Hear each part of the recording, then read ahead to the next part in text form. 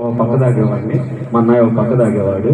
మేమిద్దరం మంచాలు వేస్తే ముగ్గురు పనుకుంటే మా భార్యలేమో ఆడ ఇట్నే మా అమ్మ మా అన్నయ్య వాళ్ళ సతీమణి, నా సతీమణి, వీళ్ళు దెయ్యాల మా దగ్గర చూస్తూ ఉండేవాళ్ళు. నాకు అప్పుడు అయినా కానీ మాకు పెద్ద ఇదే అనిపించాల. ఊరు మొత్తం మమ్మల్ని ఏదో ఒక రకంగా చూస్తున్నా కానీ 25 సంవత్సరాలు 26 సంవత్సరాలు తాగాను. గుట్కా, కైని, తంబాకు, మా పళ్ళు కూడా విచిత్రంగా ఉంటాయి అసలు. గుట్కా, తైని ఇప్పుడు వేసుకునే వాళ్ళందరూ కూడా జూనియర్స్ నా దగ్గర. నేను అప్పట్లోనే గుట్కా వచ్చే సమయంలోనే సీనియర్. అప్పట్లో గుట్కా సమయం అంటే ఇప్పుడు కాదు, ఇప్పుడు ఎంసీలు, జోడాలు కానీ రకరకాలైనటువంటి ఎవరు కాడ లేకపోతే పొలాల్లో పనిచేస్తా ఎవరైనా మహారాజు కనపడితే ఆయన కోసం దూరేవాడు. వీడికి ఒకటి తీసుకుని తుంపుకొని దాంట్లో వేసుకొని నలిచి పొగాకు వేసుకునేవాడిని. అది అలా వేసుకునేవాడిని. నేను ఇదంతా చూసి మా ఇంట్లో వాళ్ళు చూసి ఇక నేను కొట్టడం, ఆ అమ్మాయి ఆడటం, ఇదే జరిగిపోయేది మా కుటుంబం. ఇక నేను కొడతా ఉండేవాడిని, ఆ అమ్మాయి నన్ను రెచ్చగొడతా ఉండేది. మళ్ళీ దండేవాడిని, ఇక అదన పోవడం మళ్ళీ ఎత్తుకొని రావటం. అట్లా 2 సార్లు జరిగింది నా జీవితంలో. ఈ విధంగా జరుగుతుంటే మాకు ఒక బాబు, ఒక పాప. ఫస్ట్ టైం బాబు, తర్వాత పాప. 5 సంవత్సరాల తర్వాత అమ్మాయి పాప చనిపోయే రేటు నేను ఫుల్గా తాగి, మా ఇంట్లో కాదు కాదు, మా ఫ్రెండ్ వాళ్ళ ఇంట్లో తాగి ఆ రోడ్డు మీద పడి ఉన్నాను. మా అమ్మాయి సాగు బతుకుల్లో ఉన్నాను. 5 సంవత్సరాల అమ్మాయి సాగు బతుకుల్లో ఉండి అసలు ఏం జరిగిందో తెలియదు. పాప చచ్చిపోతుంటే నాకైతే అసలు చిమ్మకి చీమైతున్నది అసలు ఏం అనిపించేది కాదు. ఇక వాళ్ళకైతే తిండి పెట్టడం ఉండటం అంతేగాని ఇక వాళ్ళని పెద్ద పట్టించుకునే వాళ్ళం కాదు.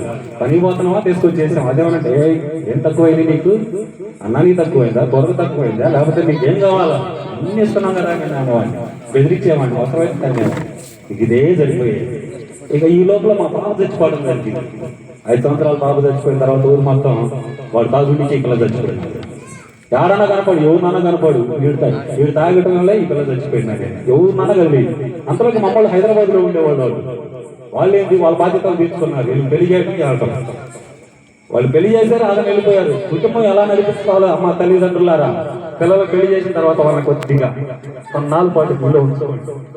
ఎందుకంటే నేను అటువంటి అనుభవం నుంచి వచ్చాను. నాకు ఎవరు తెలియదు అసలు కుటుంబం ఎలా చేసుకోవాలో కూడా నాకు అసలు అర్థమయ్యేది కాదు.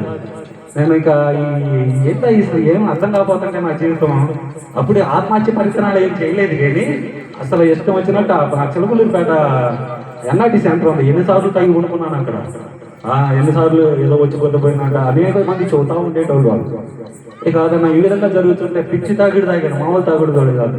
అసలు ఎవరు రానేనంటే పలానోడు రా, ఎక్కడ ఉంటాడు, వాడి గురించి పెద్ద చెప్పాల్సిన అవసరం లేదురా, పలానా వాళ్ళు అబ్బాయి కాదు అని అనేవాడు. 25 సంవత్సరాలు 26 సంవత్సరాలు మా నాన్న ఒక గంట తాగితే మా అన్నయ్య 2 గంటలు తాగాడు.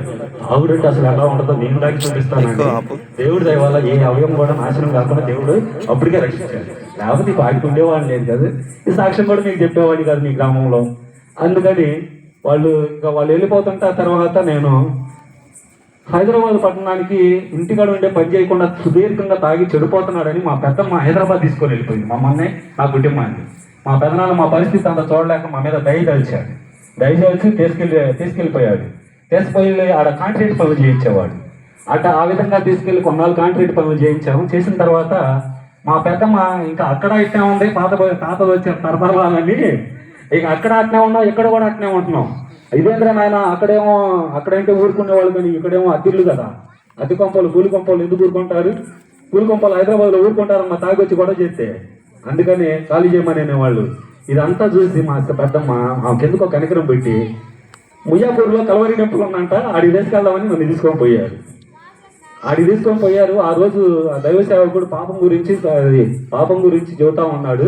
ఆ పాపం గురించి ఎవరినంటే ఆ బలవంతుడైనటువంటి సంసోను గురించి, సొలొమోను భక్తుడి గురించి చెబుతున్నాడు. ఆ రోజు 10 గంటల సర్వీస్ ఒకటి ఉంటుంది అక్కడ. ఆ 10 గంటల సర్వీస్కి పోయాను. పోతాపాదు కూడా సామాన్యంగా మా పిల్లగాడు కూడా, మా పాప ఎలా ఉందో మా స్థాయికి మా బాబు వచ్చాడు. ఒక బాబే ఉంది, పాపం చచ్చిపోయింది. వాళ్ళిద్దరికి ఇంకా 2 జాలే అనుకున్నాము. ఆ సమయంలో ఈ బాబు కూడా అదే పరిస్థితిలో 4 రోజుల నుంచి మూసిన కన్ను తెరవట్లేదు, ఏం తాగట్లేదు, నీళ్ళు కూడా తాగిపోతున్నాయి. ఏంటో ఇట్లా జరుగుతుందని ఈ అమ్మాయి ఏమో ఇంకా నువ్వు ఎట్నే ఉంటావా, ఈడు కూడా అయిపోతాడు, ఇక మన జీవితం ఏందని ఇక ఇదే గోల. ఇక ఆదని ఇట్లా కాదుగా నాయన అని అదన కలవరి టెంపుల్కి ఆ రేత్రి పోయా. పగులు ఆ టయాన కలవరి టెంపుల్ మా పెద్దమ్మ తీసుకొని వెళ్ళింది. వీడు ఎక్కడికన్నా వెళ్తే మారుతాడేమోనని.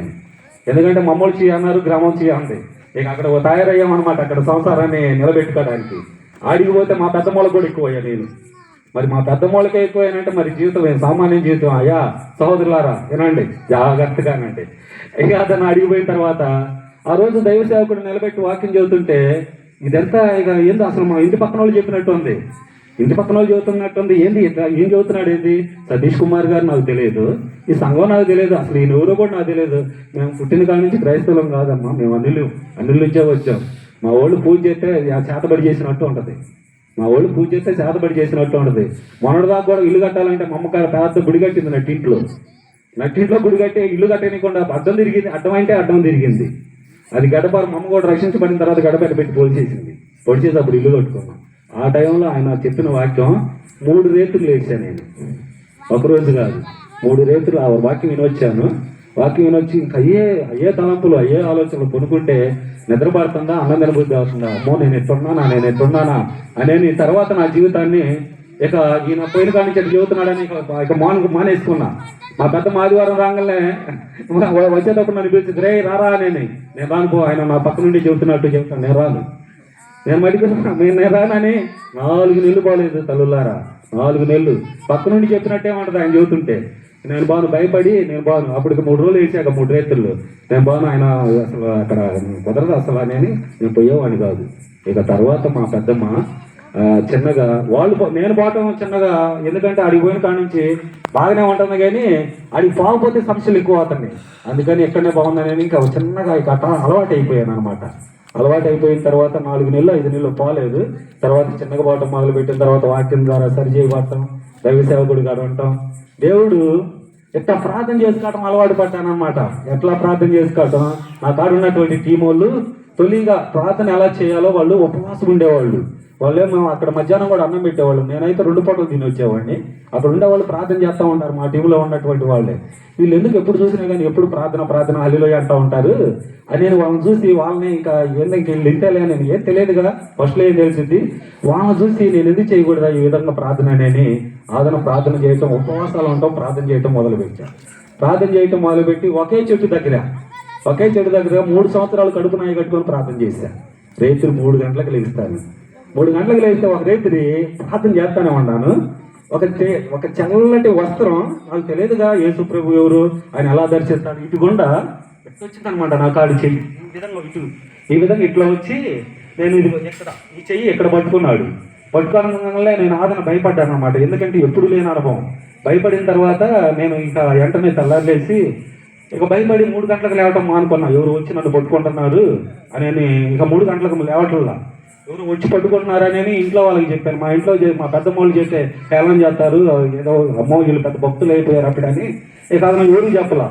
ఒక వీడియోలో వాక్యం చెబుతా ఆ వీడియోలో ఆ వస్త్రం కల్లా చెయ్యి దానియల్ని పట్టుకోవడం నేను చూశాను అనమాట.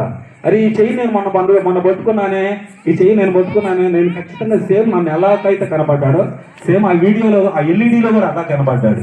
అరే మొన్న రైతు ఈ చెయ్యి నా దగ్గరికి వచ్చింది, నేను పట్టుకున్నాను. అప్పుడు తెలిసింది యేసు ప్రభు కూడా ఈ విధంగా దర్శిస్తాడా అని. ఇక తర్వాత అప్పుడు ఇంకా నేను బలపడ్డాను అన్నమాట. ఎక్కువగా బలపరచబడ్డాను. ఇక అతను ప్రార్థన ఇక ఉధృతం చేశాను అనమాట. ప్రార్థన చేయటం తిన్న రోజుల కన్నా తిన్న రోజులు ఎక్కువ ఉండేవి అనమాట. ఎప్పుడు చూసినా కానీ మోకాళ్ళ మీద. మా వాళ్ళు అందరూ ఏమంటారో తెలుసా, నా పేరు రవి, మోకాళ్ళ రవి అన్న అని పిలిచేవాళ్ళు. మా టీంలో 500 మంది 400 మంది ఉంటాం మా టీం. మేము స్టాండర్డ్ టీము హైదరాబాద్లో. వాళ్ళు మోకాళ్ళ రవి అన్న అని ఎప్పుడు చూసినా కానీ ఎవడికి కనపడడం, ఎవరితో మాట్లాడడం. ఇక ఆయనతో నాకు సహవాసం, ఇక 2 వాళ్ళతో పని ఉండేది కదా. ఆ విధంగా దేవుడు నన్ను దర్శించిన తర్వాత ఇంచుమించు 12 సంవత్సరాలు మొత్తం విడిచిపెట్టాను.